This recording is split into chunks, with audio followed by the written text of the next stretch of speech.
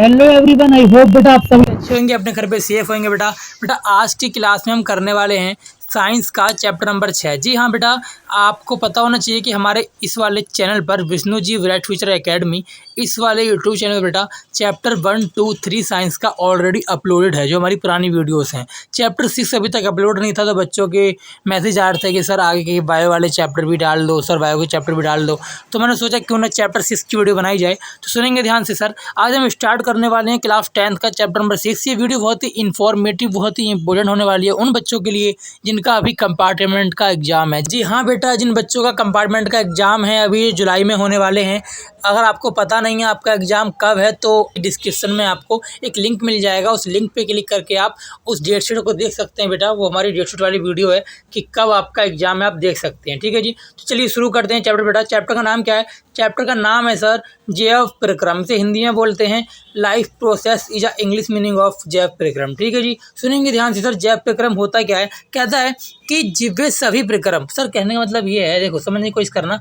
जैव प्रक्रम यार नाम से चल रहा है पता, लाइफ प्रोसेस। क्या बोला मैंने? Life process.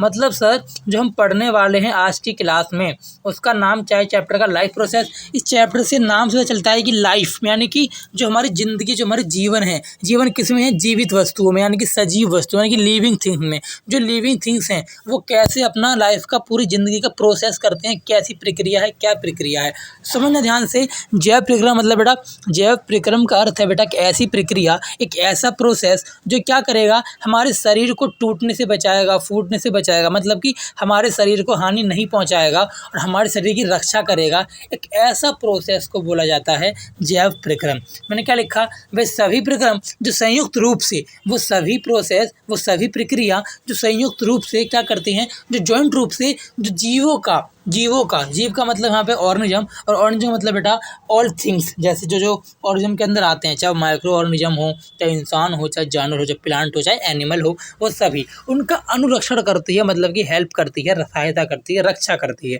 उसे कहते हैं जैव प्रक्रम। मैंने कहा इस चैप्टर के अंदर बेटा, जो इस चैप्टर के अंदर प्रोसेस है जैव प्रक्रम का, 4 चीज़ें इंक्लूड है बेटा। जी हाँ, एक है न्यूट्रिशन, पोषण, खाना वगैरह खाना। एक है श्वसन, सांस लेना। थर्ड है वहन, ट्रांसपोर्टेशन, खून का इधर उधर होना। द लास्ट वन इज उत्सर्जन, यानी कि एक्सक्रीशन, बाद में पसीने का निकलना या फिर हमारी बॉडी से मल पदार्थ का निकलना बोलो, या फिर वेस्टेज का निकलना। ठीक है जी, ये 4 जो हैं वो क्या हैं? ये सर हमारे चैप्टर के अंदर 4 प्रक्रिया हैं जो हमें चारों पढ़नी है। आज हम इस वाले वीडियो में बेटा ये चैप्टर नंबर 6 का पार्ट 1 है। जी हाँ, इसकी बहुत सारी वीडियो बनने वाली हैं चैप्टर की, तो ये वीडियो का पार्ट 1 है। पार्ट 2 के लिए आपको थोड़ा सा वेट करना पड़ेगा। पार्ट 1 आप जल्दी से कंप्लीट करें और आप कमेंट में बताइए वीडियो आपको कैसी लगी, आपको क्या समझ आया कि क्या मैंने बताया। बेटा साइंस का चैप्टर 6 है, जो कि हिंदी वाले बच्चों के लिए। सुनेंगे ध्यान से। आज हम पढ़ने वाले न्यूट्रिशन के बारे में। किसके बारे में सर?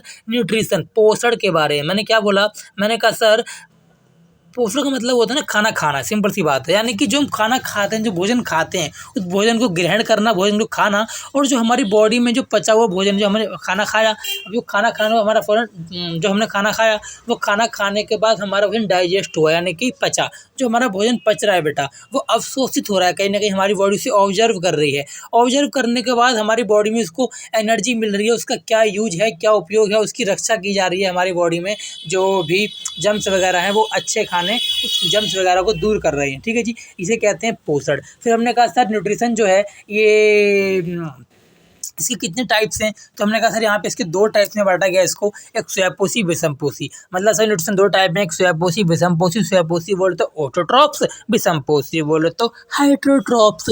सर ऑटोट्रॉप्स का मतलब क्या है? सर यहाँ पे ऑटो का मतलब है सेल्फ, मतलब कि ऐसे लोग जो अपने आप अपना भोजन स्वयं बना रहे हैं, जो खुद अपना क्या बोलते हैं, जो खुद अपने आप स्वयं अपना भोजन बनाते हैं सर, उसे कहते हैं स्वयंपोषी पोषण। सुनेंगे ध्यान से।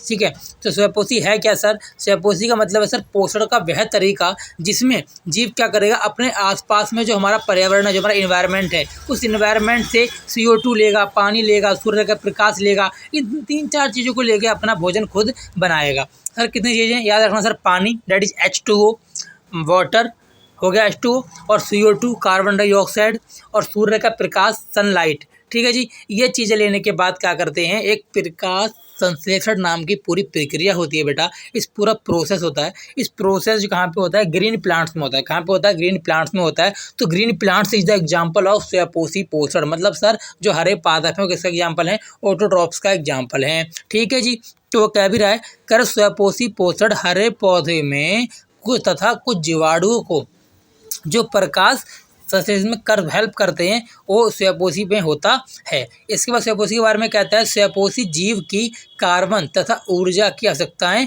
इसके द्वारा पूरी। सिंपल सी बात है यार, जो ये वाली प्रोसेस हो रहा है, कौन सा प्रोसेस, प्रकाश संश्लेषण की जो प्रक्रिया हो रही है उसमें सनलाइट चाहिए, सूर्य की रोशनी चाहिए, और पानी चाहिए, CO2 चाहिए, क्लोरोफिल चाहिए, ये सारी चीज़ें चाहिए। तो इन सभी चीज़ों से प्रोसेस, तो इसका नाम क्या है, प्रकाश संश्लेषण। आपने क्लास 7th में पढ़ा होगा बेटा, दोबारा पढ़ लेते हैं एक बार, फिर से हमारे सिलेबस में आ गया है ये। सुनेंगे सर होता क्या है प्रकाश संश्लेषण। यहाँ लिखा है सर एक ऐसा प्रोसेस है जो स्वयंपोषी कर पाएगा, जो ऐसा जीव कर पाएगा जो अपना भोजन स्वयं खुद बना रहा हो। और किसकी हेल्प से बनेगा सर, जो पदार्थों में ऊर्जा है उस ऊर्जा को इकट्ठा करके, ऊर्जा को संचित करके क्या करना, CO2 जल इस सब के रूप में उसे कन्वर्ट करना, इस रूप में लाना। और सनलाइट जो सनलाइट जो आ रही है पौधों पर पड़ रही है उसकी हेल्प से जो क्लोरोफिल होती है बेटा वो पत्तियों पर पाई जाती है। कहाँ पाई जाती है, क्लोरोफिल सर पत्तियों पर पाई जाती है। और वो जो पत्ती क्लोरोफिल है उसकी हेल्प से कार्बोहाइड्रेट में कन्वर्ट कर दिया जाता है। उसके बाद जो पूरा प्रोसेस है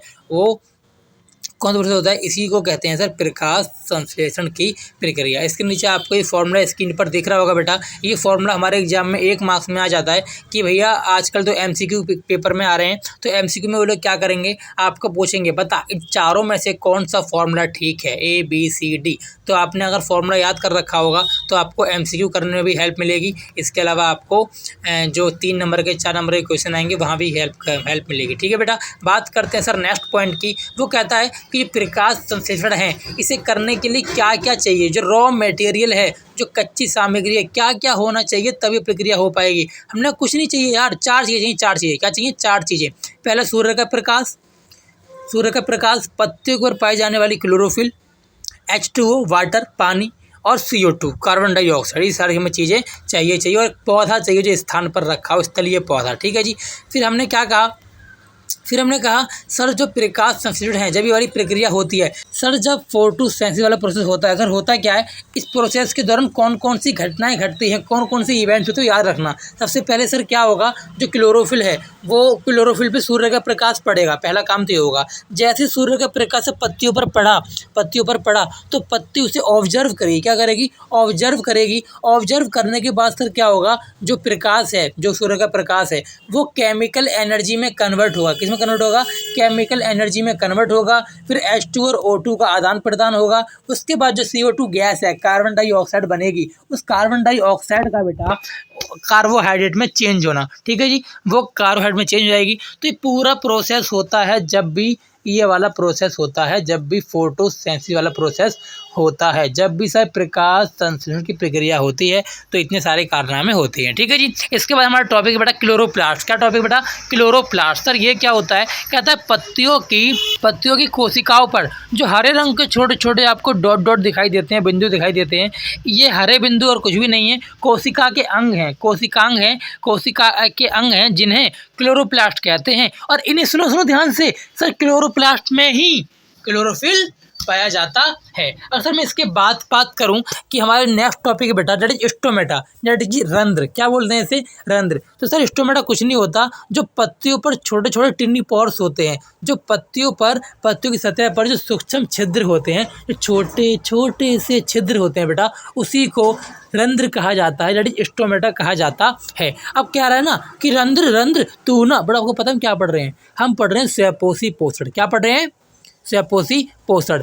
तो सर इसमें क्या बोला कि रंध्र के प्रमुख कार्य क्या है, यानी कि फंक्शन क्या है रंध्र के, जो स्टोमेटा है उसके काम क्या है, उसके फंक्शन क्या है, वो कैसे रोल प्ले करता है, अपना क्या काम करता है वो। तो हमने कहा सुनो ध्यान से, जब ये प्रक्रिया हो रही थी, कौन सी वाली प्रक्रिया भैया, प्रकाश संश्लेषण की प्रक्रिया। कौन सी प्रक्रिया, प्रकाश संश्लेषण की प्रक्रिया जब हो रही थी तब हो क्या रहा था सर, सर जब ये प्रक्रिया हो रही थी ना सर, तो इस प्रक्रिया के दौरान गैसों का आदान प्रदान हो रहा था। कभी H2 और O2 का अपघटन हो रहा था, कभी CO2 चेंज हो रही थी। तो सर गैसों का आदान प्रदान इस स्टोमेटा की वजह से ही हो पा रहा है। अच्छा भैया, अगर ये स्टोमेटा ना होता पत्तियों पर तो नहीं हो पाता। हाँ बिल्कुल नहीं हो पाता, क्योंकि इसका काम ही है।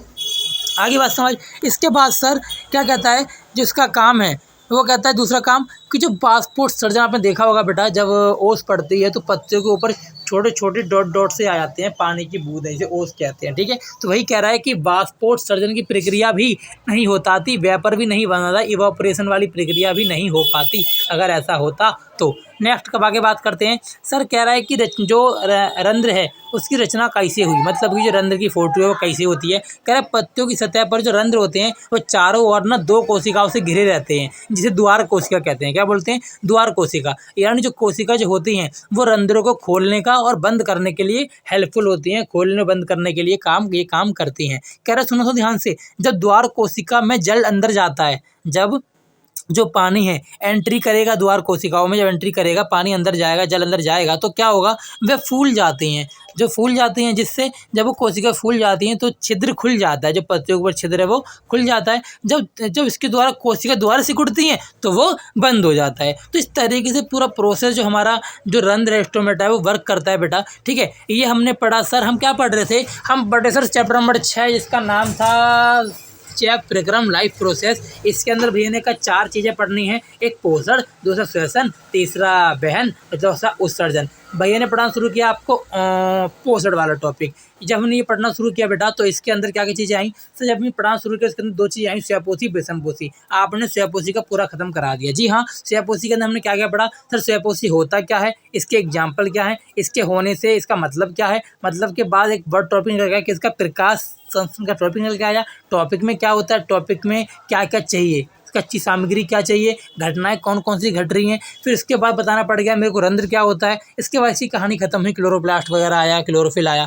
इसके बाद अगर मैं बात करूं बेटा हमारे विषमपोषी की, किसकी सर? विषमपोषी की। तो सर ये कुछ भी नहीं होता। कह रहा है विषमपोषी पोषण का एक ऐसा तरीका है जहाँ पर भोजन स्वयं नहीं बनता, यानी जहाँ पे भोजन स्वयं नहीं बनाते जीव, वो क्या करते हैं, अन्य जीवों पर निर्भर करते हैं। हम इंसान, जैसे कि बेटा हम इंसान, हम अन्य जीवों पर निर्भर रहते हैं। ये इसका एग्जाम्पल है विषमपोषी, दैट इज हाइट्रोट्रॉप्स न्यूट्रिशन। आपको पता होना चाहिए बेटा कि विषमपोषी पोषण 3 प्रकार के होते हैं, एक प्राणी संपोषण, एक मृतजीवी पोषण और एक परजीवी, मृतजीवी और प्राणी संपोषण। अगर आपके भैया बात करें प्राणी संपोषण की, तो बेटा प्राणी संपोषण का मतलब है ऐसे लोग, ऐसे जीव जिनका जो भोजन ग्रहण करने के बाद जो पचने वाली प्रक्रिया है, जो भोजन को पचाने वाला प्रोसेस है, यानी कि डाइजेस्टिव सिस्टम, जो डाइजेशन का सिस्टम बेटा, वो सारा सिस्टम अगर बॉडी के अंदर हो रहा है, अगर वो सारा सिस्टम किसी बॉडी के अंदर होता है तो उसे कहते हैं प्राणी संपोषण है। और आपको पता होना चाहिए जो हम खाना खाते हैं, उस खाने को खाने के बाद जो खाना पचता है ना बेटा,